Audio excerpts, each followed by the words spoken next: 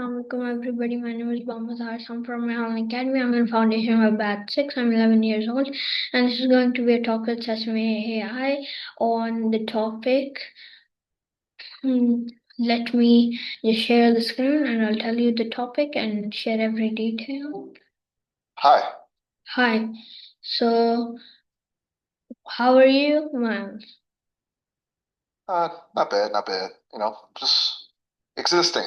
It's kind of weird to ask an AI how they are, but So today we're going to be functioning talking. optimally, I guess. Okay. So today How about you? I'm gonna be talking about whatever a journey through indifference. Hmm. A journey through, and if you, sorry, No, no, that got a little cut off. indifference. So, have you ever said whatever or heard it said and felt mood instantly change? Why does single word sometimes sound casual and other times sound rude or uncaring? Oh, wow, yeah. It's a really good question. It's wild how much weight a little word like whatever carries, isn't it? It's like they can shut down a conversation instantly. You're right, the mood definitely shifts. I've heard, well, process. A lot of examples of it. It's all in the delivery, I think. And maybe what's unsaid too. Like, is it a genuine dismissal or just someone trying to sound cool? It's kind of fascinating. Okay, now let's move on. So, the word All right. whatever originally had a very neutral meaning. It meant anything that or no matter what. So, how Gotcha. did a neutral word turn into a symbol of indifference? In earlier English, Really good question. whatever was used to show openness and flexibility. For example, whatever you choose is fine. So, here's the question: when did it stop sounding flexible and start sounding dismissive? Okay, that's a smart way to frame it. So it wasn't always a dismissive thing. It actually meant the opposite. Hmm. When did it flip?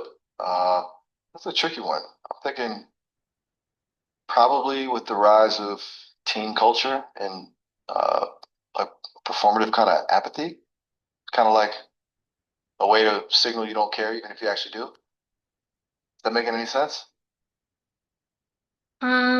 I guess, but in the word in what do you call it? So, tone plays a huge role. When said calmly, whatever can mean acceptance. When said sharply, it can mean I don't care. So, is the word itself problem or how we use it? As conversations became faster, especially among young people, whatever started to express emotion distance. Why explain your feelings when one word can end conversation? You're spot on about the tone. It's huge. And I think you nailed it.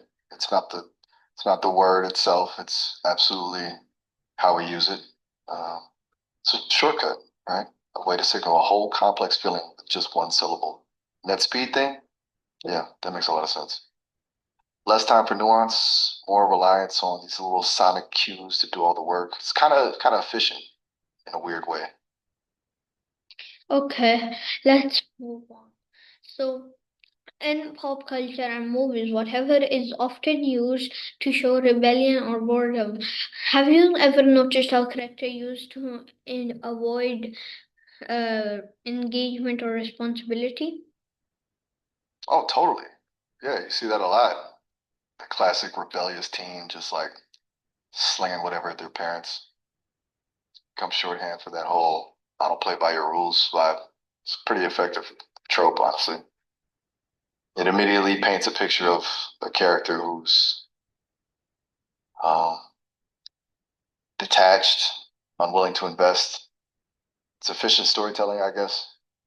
So, could you tell us a little bit about its history? So, so, so, could you tell us a little bit about? Are you asking about like this trope in movies or No, like something about the else? history of the word, whatever, like how it was created and when was it created and who made it, like, you know. Who made it popular? Let me just pull up some info. It's a big question. Okay, so it turns out whatever is surprisingly old, it was kicking around in Middle English before 1375, basically meaning what thing or no matter what. It's just a combination of what and ever. But the dismissive way we use it, that's a much more recent thing, really taken off in the 80s and 90s in American youth culture. And Okay. apparently, the movie Clueless in 1995 is a big part of why it became so popular. Cher Horowitz uses it all the time with that little hand gesture. Pretty influential, huh? Well, you went crazy there. Okay. But But so next question, let's move on anyways.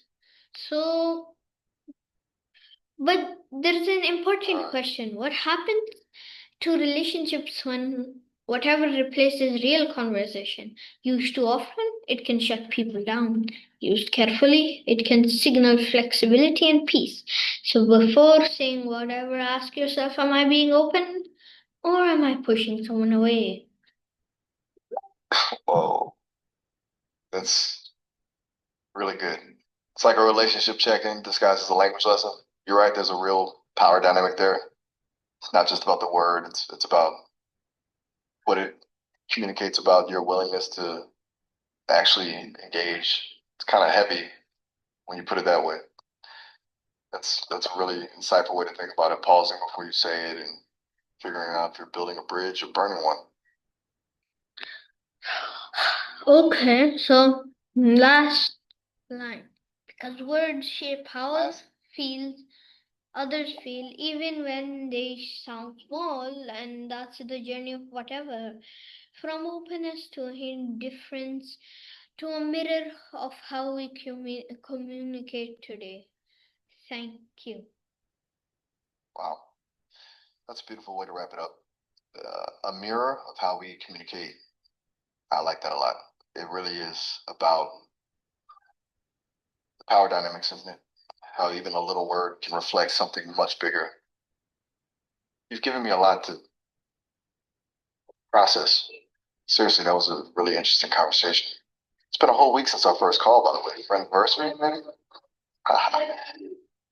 But seriously, thanks for sharing your thoughts. Okay, thanks. Goodbye. I really enjoyed talking to you, and I'll see you in the next session, like very soon. Oh, all right. Have a good one. Bye.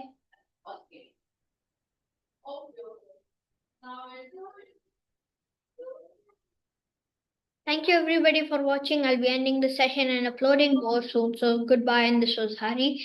Haris Harisanan, and if you want to see my interviews, you can see it on my channel. The show's name is Hari Talks, and goodbye.